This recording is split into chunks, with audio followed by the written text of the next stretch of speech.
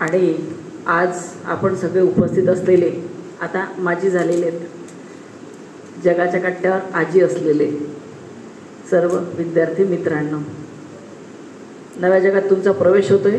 सर्वप्रथम आपणा सगळ्यांना खूप खूप शुभेच्छा. आपण BE कंप्लीट केलेत, प्रत्येकाने आपापल्या फील्डमधलं कंप्लीट केलेलं आहे. तुम्हाला कंटाळवाणं असणारं शेवटचं भाषण, राईट?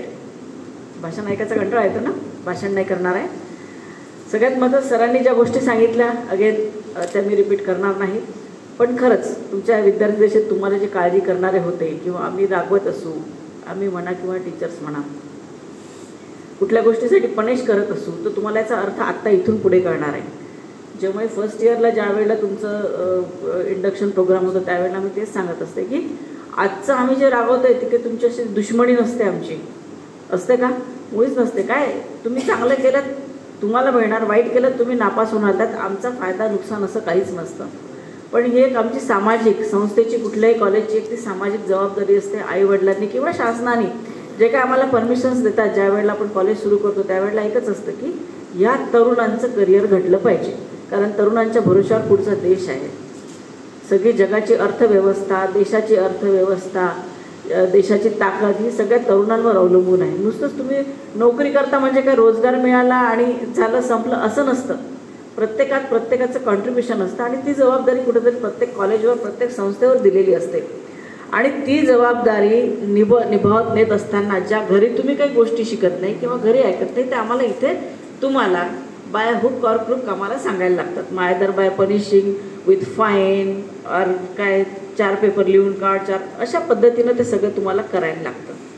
तर या सगळ्याच्यात तुम्हाला वाईट वाटलं असेल तर आता तुम्हाला याचे सगळे अर्थ पुढे कळतील. यातले कोणी काही लेक्चर व्हाल त्यावेळेला तुम्हाला कळेल, अरे आता विद्यार्थ्यांना आम्हाला सरांनी असं सांगितलं होतं, त्या पद्धतीनं आपण करायला पाहिजे. पण डिसिप्लिनचे खूप छोटे मोठे पार्ट असतात. कॉलेजला आपण कॉलेज समजतो, अरे मी तर फी भरली आहे, मग कसंही कुठे पाय लावून उभं राहू देत, कुठे काय तुमची टर्फलं फेकू देत. अजूनही आता मला किती वेळा बघते मी आपल्या कॅन्टीनला ते खातात पॅकेट्स आणि तिथेच टाकून देतात. इतका कॉमन सेन्सचा गोष्ट आहे ती की मी जर पॅकेट्स खाल्लं तिथं डस्टबिन आहे 4 ठिकाणी, तिथे टाकायच्या. सिंपल थिंग असते, पण ती नाही करत. बऱ्याच जणांनी आपण पण हे रूल्स तोडले असतील. तर ह्या सगळ्या गोष्टी, ह्या ज्या तुम्ही छोट्या मोठ्या गोष्टी शिकल्या, याचा तुम्हाला थ्रूआउट लाईफ याचा अनुभव येणार आहे. जर तुम्ही IT कंपन्यांमध्ये गेला तिथे तर इतकं सिस्टमॅटिक वातावरण असतं. कुठल्याही कंपनीमध्ये डिसिप्लिन हा प्रत्येक ठिकाणी असतं. तिथे कोणीच नाही, तुम्ही लेट आलात तर तुम्हाला तुमचे सॅलरी डिडक्ट होणार. प्रोजेक्ट कंप्लीट नाही केला किंवा चूक केली तर ते सुद्धा तुमच्या सॅलरीतनं डिडक्ट होणार. ह्या सगळ्या गोष्टी तिथे असणार आहेत. त्याच्यामुळे तिथे पैसा, वेळ, क्वालिटी, क्वांटिटी हे सगळं तिथे मॅटर करणार आहे. त्यामुळे ह्या गोष्टी तुम्हाला इथे ज्या शिकवल्यात त्या तुम्ही रेग्युलरमध्ये आणले तरच तुम्ही सर्वाइव्ह व्हाल. बरेच जणांना मला वाटते काही लोकांना जॉब पण झालेले आहेत ऑफर, काहींचे प्लेस झालेले आहेत. जे झाले नाहीत त्यांनी आपलं परत सरांशी भेटावं. तुपकरी सर आहेतच आहेत, त्यांच्याशी भेटा. तुमच्या मार्क्सप्रमाणे, नंबर्सप्रमाणे, कारण नंबर्स तुमच्यावर डिपेंड आहेत. तुम्ही किती कॉलेज अटेंड केलं, किती ठिकाणी हजर राहिलात, किती प्रॅक्टिकल्स इमानदारीने केले. परत अंडरलाईन, कॉपी मारून कोणी केले नाही. तर हे सगळ्यावर तुमचे पर्सेंटेज अवलंबून आहे. ज्यांना कमी मिळाले, ज्यांना जास्त मिळेल त्यांनी स्वतःचा चांगल्या पद्धतीनं ॲनालिसिस करावा. त्यानुसार तुम्हाला जॉबलेस कोणीच असणार नाही एवढी गॅरंटी नक्की. फक्त तुम्ही म्हणाल मी इंजिनियर झालं, मला 45% आहे फॉर एक्झाम्पल, आणि मग नाही मला की नाही जरा पॅकेज 40-1 लाखाचं पाहिजे, so it is not possible. जगात कुठेही पाठीवर गेलात तुम्ही, तर पॉलिटिक्समध्ये गेलात तिथे पण तुम्हाला स्ट्रगल करावं लागेल. एक 10-15 वर्ष तुम्हाला तुमचा वेळ द्यायला लागेल. त्यानंतर जर आमदार झालात तर तुम्हाला काय तर पेमेंट असतं, मला वाटते 1-1.5 लाख रुपये काहीतरी पेमेंट असतं. पण प्रत्येकासाठी तुम्हाला स्ट्रगल, स्किल सगळंच करायचं. तिथं फार शांत डोकं ठेवायला लागतं आणि अभ्यास तिथे आत्ता करताय त्याच्यापेक्षा 4 पट जास्त अभ्यास करावा लागतो. या सगळ्या गोष्टी तुमचे आईवडील सांगतात, कॉलेजमध्ये सतत सगळे लोक सांगत असतात, आपण इग्नोर करतो. पण ज्या वेळेला आत्ता तुमच्या हातात डिग्री येईल, जेव्हा तुम्ही मार्केटमध्ये याल त्यावेळेला तुमच्या लक्षात येईल की ह्या किती गोष्टी इम्पॉर्टंट आहेत. पण मग हातातून वेळ निघून गेल्यावर काही नाही. टाईम इज द मनी, जे काय कोणी म्हटलेलं आहे, वेळेचं महत्त्व जाणा. वेळ सगळ्यात महत्त्वाचा आहे आणि तोच तुम्ही ज्या वयात जे करायचं ते न करता बाकीच्या गोष्टी जर केल्या, वेळ हातातून गेलं की सगळं संपतं. त्यामुळे आजही तुमच्या हातात ज्या गोष्टी आहेत त्या करा. अजूनही काय कोर्सेस असतील प्लेसमेंटसाठी, कारण कंपन्या सांगतात की हा कोर्स करा.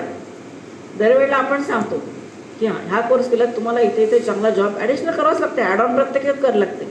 तुम्ही आता ज्यावेळेला एखाद्या कंपनीत जाल तेव्हा कंपनी स्वतः ट्रेनिंग देईल तुम्हाला 3 महिन्याचं 4 महिन्याचं. ते खूपच इमानदारीने करायला लागतं. तिथे इथल्यासारखं नाही चालत. बरोबर आहे ना? असतील ना प्रत्येकाचे भाऊ बहीण. एक आपण 5 मिनिटात इंटरॅक्शन सेशन घेऊ. भाषण तुम्ही खूप ऐकलेले आहे. तर खरं सांगा कोणाला काय वाटलं, खरं सांगायचं. आता इथे चिटिंग नाही. काय चांगलं वाटलं, काय वाईट वाटलं. कारण बघा याच्या पुढे इमानदारी खूप आवश्यक आहे. 1-2 गोष्टी महत्त्वाच्या मी सांगणार आहे. आपण हे तुमचं एक 5 आपलं शेड्यूल चालू करण्यापूर्वी सगळ्यात महत्त्वाचं, जिथे राहाल तिथे इमानदारीने राहा. कधीही त्या ओनरशी, त्या कंपनीशी गद्दारी करायची नाही. तुम्हाला नको असेल जॉब, राईट सांगा 3 महिने की आम्हाला हे नको आहे. दुसरं महत्त्वाचं, पैशाची हेराफेरी करायची नाही. एक लक्षात घ्या, तो एक क्षणाचा आनंद असतो पैशाची हेराफेरी करण्याचा, पण नंतर तुमच्यावर जो एक तो डाग लागतो ना, तो आयुष्यभर पुसला जात नाही. स्वतःचं कॅरेक्टर सांभाळायचं. अतिशय जगात जर जगायचं असेल तर 3 अतिशय, पहिलं तर स्वतःशी प्रामाणिक राहायचं. स्वतःशी प्रामाणिक राहायचं म्हणजे काय, तुमचे प्रिन्सिपल सेट असतील ना, ते प्रिन्सिपल पहिल्यांदा सेट करा. आणि ते सगळ्याच्या धार्मिकतेनुसार आहे, आपले स्वतःचे प्रिन्सिपल्स असतात. मग त्यात पहिली गोष्ट इमानदार. जिथे तुम्ही काम कराल स्वतःशी प्रामाणिक राहा. स्वतःशी प्रामाणिक राहायचं ठरवलं तर तुम्ही जिथे काम कराल तिथे प्रामाणिक राहा.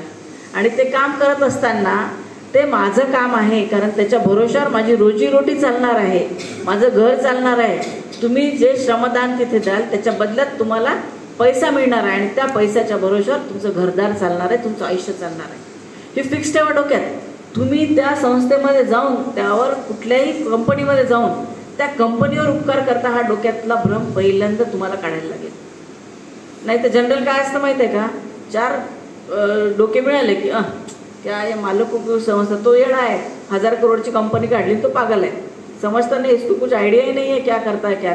हे जनरल स्टेटमेंट असतात. तुम्ही कुठे बसा, हे गॉसिपिंग जनरल असते. ओनरला नावं ठेवणं ही जनरल टेंडन्सी आहे, ती सोडायची.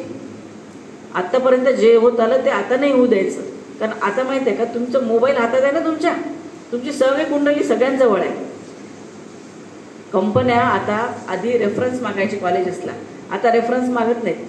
ते काय करतात, तुमचा मोबाईल नंबर जातो तिथे, त्या मोबाईलवर तुमचा सगळा डेटा येते. म्हणजे तुम्ही फेसबुकवर काय पाहता त्याच्यावर तुमचं कॅरेक्टर लक्षात येतं, यूट्यूबवर काय पाहता, कोणत्या फिल्म्स पाहता, तुमचे फ्रेंड्स कोणते आहेत, सगळा डेटा कंपनीजवळ येतो. त्यामुळे ते आता तुमचे पोलीस इन्क्वायरी वगैरे काय करत नाही, ते तुमची मोबाईल इन्क्वायरी करतात. आणि ती इतकी रिअल असते की पोलिसांना जरी पैसे दिले, तो कॅरेक्टर सर्टिफिकेट देऊन दिली तर त्या सर्टिफिकेटची गरजच नाही आहे. तुम्ही काय पाहता, कोणाशी बोलता, कसं बोलता, तुम्ही काय बोलता, हे सुद्धा त्यांच्यावर सगळं, कारण मोठमोठ्या कंपन्या आहेत त्यांच्यावर सगळा डेटा तिथे येतो. कारण कंपन्या शासन चालवतात, कंपन्या फायनान्स गव्हर्नमेंटला करतात. त्यामुळे ही त्यांची पण जबाबदारी असते की हा त्यांना डेटा देणं, जो काय विद्यार्थी, जो काही एम्प्लॉई ते लावणार आहे तो प्रॉपर असला पाहिजे. त्यामुळे तुम्ही IT वाले, तुम्ही आता या काळातले आहात, या शतकातले, तुम्हाला माहीत आहे AI किती स्ट्रॉंग झालेला आहे. बरोबर आहे ना, आहे की नाही. आणि हा AI आजचा नाही आहे, हा 1930 पासूनचा आहे. त्यावेळेला फुल डेव्हलप झालेला होता. व्हॉइस कंट्रोलिंग कार त्यावेळा होत्या. बेटले कोणती कंपनी ती, बिटलेस ना, हां, ती त्यावेळेस शिकार ती व्हॉइस कंट्रोल व्हायची. तर हे आत्ताचं नाही आहे, पण जगाला, त्या सायंटिस्टला हे माहीत होतं की जगाच्या डेव्हलपमेंटचा स्पीड आणि AI डेव्हलपमेंटचा स्पीड हा कुठंच मॅच होत नाही. त्यामुळे त्यांनी ते 70 वर्ष ते 100 वर्ष ते थांबवली, तो रिसर्च थांबवला.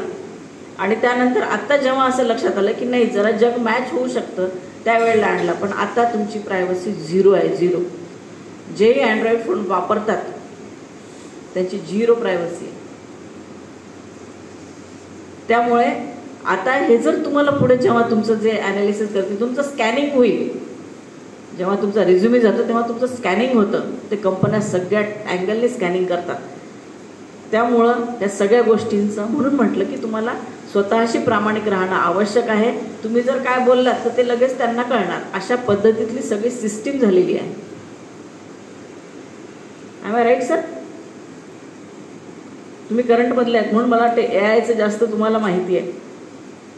तर या ह्याच्यात मला एवढंच सांगायचं आहे की 3 गोष्टीवर तुम्ही भर द्या. स्वतःशी इमानदार राखा, कोणावर उपकार करताय म्हणून काम करू नका, स्वतःसाठी काम करताय हे नेहमी लक्षात ठेवा. आणि स्वतःशी काम करणे काय मतलब नसतं. तुम्ही 10 कंपन्या बदलाल, नंतर आम्ही म्हणतो हा तर आमच्याकडे येतात ना बरेचदा की अरे किती कॉलेज केले, किती ठिकाणी जॉब केला, तो म्हणते 10 ठिकाणी. आणि तो बाबा तू घरी जा, तू कुठंच टिकू शकत नाही, कारण तो समोरच्या कंपनीवर किंवा कॉलेजवर उपकार करायला तो आलेला असतो.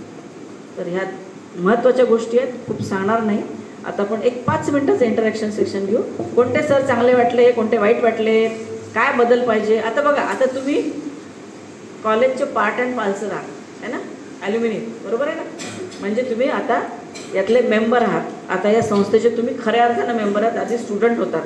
त्यामुळं डेव्हलपमेंट काय पाहिजे पण त्यांनी सांगायच्या, जे रेग्युलर कॉलेजला होते त्यांनी.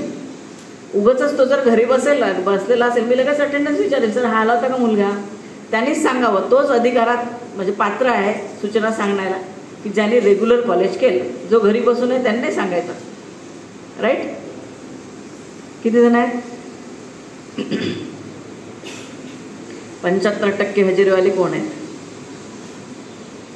एकही नाही. वा, माय गुडनेस, तरी पास झाले. मग याचा अर्थ तुम्ही मार्क कुठे दिले सर लोकांना? हा होता रेग्युलर. काय नाव तुझं? पांडे तुषार. तू रेग्युलर होता, मी तुला बघितलेलं आहे, कारण मी तुला एकदा रागवलेली आहे, बरोबर आहे ना. रागवली होती ना, बघ ते पण लक्षात असतं माझ्या. बर्थडे साजरा केला होता, राईट. कागद तिथे टाकला होता. Am I right? मला लक्षात कसं आहे ते सांगते मी, म्हणजे आम्हाला तेही लक्षात असतं का बोललो आहे. तर हा रेग्युलर होता. मी कॉन्फिडंट आहे, कारण मी याला नेहमी बघते. तुझी एक तर हेअरस्टाईल, त्याच्यामुळे मला तू लक्षात आहे, आणि रागवली म्हणून लक्षात आहे. बोल.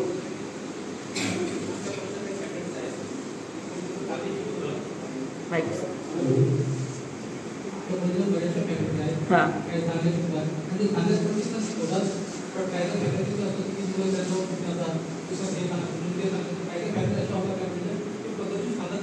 बरं.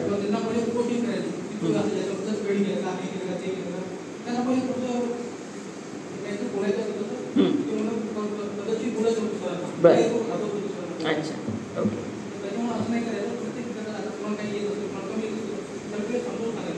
गुड.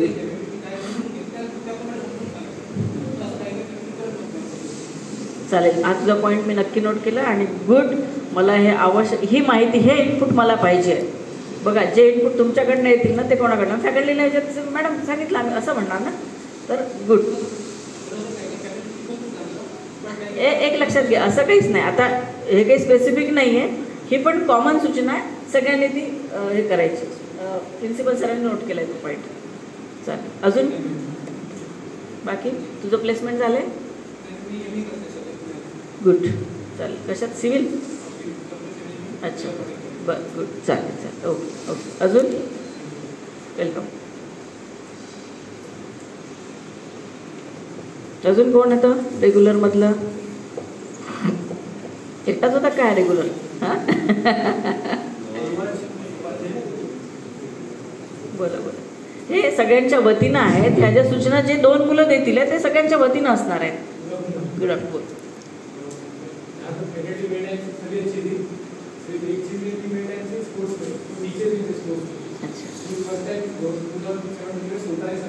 ओके. अच्छा, ओके, थैंक यू. मतलब आप सब लोग इसके बारे में बोल रहे हो. बाकी और कोई चीज़ है जो उसमें डेवलप करना है? Okay, good good. काय आहे स्पोर्ट्ससाठीचा म्हणजे आता मी पण प्रॉब्लेम तुम्हाला सांगायला नाही पाहिजे, पण जो आहे तो सांगते. स्पोर्ट्समध्ये काय लागतं? MPED लागतं. BPED खूप आहे, पण BPED सगळ्यांनी काय केलं आहे? पुस्तकी केलेलं आहे. म्हणजे जर ग्राउंड टाकायचं म्हटलं तर कोणाला आखता येत नाही, अशी कंडिशन आहे. म्हणून आपण याही वेळेला कुठले ते जिल्हा क्रीडाचे तिथले पण आपण पार्ट टाईम लावले होते. पण ते पण नाही राहिले. तर थोडासा तो फॅकल्टीचा प्रॉब्लेम येतो, कारण MP इथे कॉलेजला आपल्या जेव्हा अपॉइंट करायला लागतं तेव्हा MP लागतो. म्हणजे ती अट आहे, युनिव्हर्सिटीची अट आहे. त्यामुळे ते फार कमी लोक आहेत आणि सापडत नाहीत पटकन. त्यामुळे तो जरा प्रॉब्लेम. पण आम्ही यावर्षी आपण नक्की तो तुमची सूचना अगदी स्वागतार्ह आहे. आणि यावर्षी नक्की आपण स्पोर्ट्सचा, आणि मला वाटते मागच्या वर्षी आपण खेळवलेत ना. हां, मागच्या वर्षी बऱ्यापैकी मला वाटते स्पोर्ट्समध्ये केलं आहे. आणि तुम्हाला माहिती आहे स्पोर्ट्सचं सगळं आपल्याकडे सामान आणून ठेवलेलं आहे. म्हणजे अगदी बॅडमिंटनपासून, म्हणजे आम्हाला स्वतःला आवड आहे, मला स्वतःला आवड आहे, घरी सगळ्यांना म्हणजे मॅनेजमेंटला सगळ्यांना आवड आहे स्पोर्ट्सची. त्यामुळे म्हणजे तुम्हाला सांगायला एक म्हणजे मी सर काल परवा जरा गेले होते बाहेर, एक 2-3 दिवसाचा ब्रेक होता. तर तिथे मी जवळपास 30 वर्षांनी कॅरम खेळला, नक्की 30 वर्षांनी. आणि त्याच्यात पण मी जिंकले. म्हणजे ते मला बोटाला थोडी वेळ प्रॅक्टिस करायला लागली. तर स्पोर्ट्स असं असतं की ते एकदा खेळलं ना की तुम्ही कधी पण आयुष्यात खेळू शकता. तर स्पोर्ट्स असंच आहे की छान तुम्हाला फ्रेश करतं. आम्ही पण खेळतो कधी कधी फ्रेश व्हायसाठी. तर नक्की तुमचे स्वागत आहे. आणि सर त्याच्यावर इम्प्लिमेंट करा. शोधून आणा कुठले पण, रिटायर्ड असतील तरी चालेल, फक्त मुलांना त्यांनी व्यवस्थित गाईड करायला हवं अशा पद्धतीनं. अजून मुलींपैकी रेग्युलर कोण नव्हतं का?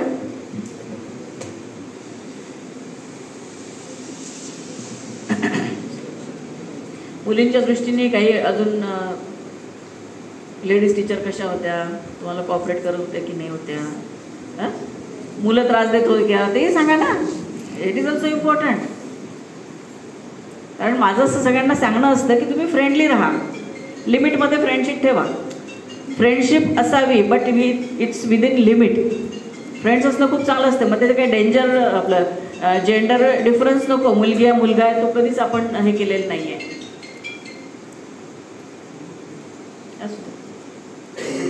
त्यामुळे मुलींना काही त्रास कॉलेजमध्ये सांगा सांगा. तुला सांगायचं आहे की बोल. ऐश्वर्या बोल, ते तिला माहिती. बिंदास ओपन आहे इथे. काय तुम्हाला आता काय पनिशमेंट होणार नाही किंवा काही नाही आहे. पहिल्यांदा रेग्युलर होत्या का? रेग्युलर होत्या का? बसा काय. पहिली अट आहे हे का, जर मी घरात रोज राहत असेल तर मला घरात माहीत राहील आज साखर घरात आहे की गुळ आहे ना. बरोबर आहे का? तर तुम्ही रेग्युलर्स नव्हते तर how can you say that this is good thing or bad thing. म्हणजे गुड पण तुमची कन्सिडर केलं जाणार नाही आणि बॅड पण कन्सिडर केलं नाही. गुड पण नाही. इथे आपल्याला सर्टिफिकेशन नाही पाहिजे. I want facts.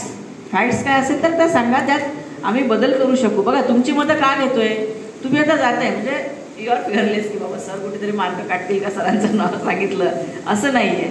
आणि अगेन तुम्हाला सांगते, आपल्याला जे रेग्युलर आहेत त्यांनाही माहिती आहे मोकळं वातावरण आहे. म्हणजे मला असं वाटतं सरांशी पण तुम्ही तितकेच फ्रीली बोलू शकता. Am I right or wrong? मुलींनो, आता ज्या रेग्युलर नसतं त्यांनी सांगा सरांनी तुम्हाला कॉपरेट केलं की नाही इरेग्युलर असतानाही. केलं ना? मग ते सरांचं कधी ऐकलं का तुम्ही की रेग्युलर या म्हणून? नाही. सो बघा याचा इफेक्ट एवढं होतं. मी सारखं म्हणत असते हे जे 4 वर्ष आहे ना कॉलेज लाईफ, परत आयुष्यात तुम्हाला कधीच मिळणार नाही, कधीच नाही. हा जो एन्जॉयमेंटचा पिरियड आहे ना, study plus life plus enjoyment sports everything, अगदी बिनधास्त राहणं जे म्हणतो की नाही, अगदी सगळं जग विकून जे राहणं असतं ना, हे फक्त तुम्ही विद्यार्थी आत्तापर्यंत ME गेल्यावर पण नाही करू शकत. म्हणजे ते लोक पण कोणी तुम्हाला विचारणार नाही काय करते. म्हणजे अगदी रस्त्याने काही जरी झालं नाही तर स्टुडंट आहे का सोडून द्यायला, अशा पद्धतीत सगळे तुम्हाला मुलं म्हणून आता याच्यानंतर नाही. म्हणून हे लाईफ फुल एन्जॉय करायचं असतं, ते तुम्ही मिस केलंय आहे ना. आता कधीतरी तुम्हाला येईल माझी आठवण, तेव्हा पहा. पण अजून आपण यांच्यासाठी ते जे ॲल्युमिनीज केले त्यावेळेला या आणि विद्यार्थी म्हणून जगा 2 दिवस नक्की. ठीक आहे. तर सगळ्यांचं परत एकदा अभिनंदन. एवढं शब्द संपवते. ठीक आहे, जरा लंबे झाले, सॉरी.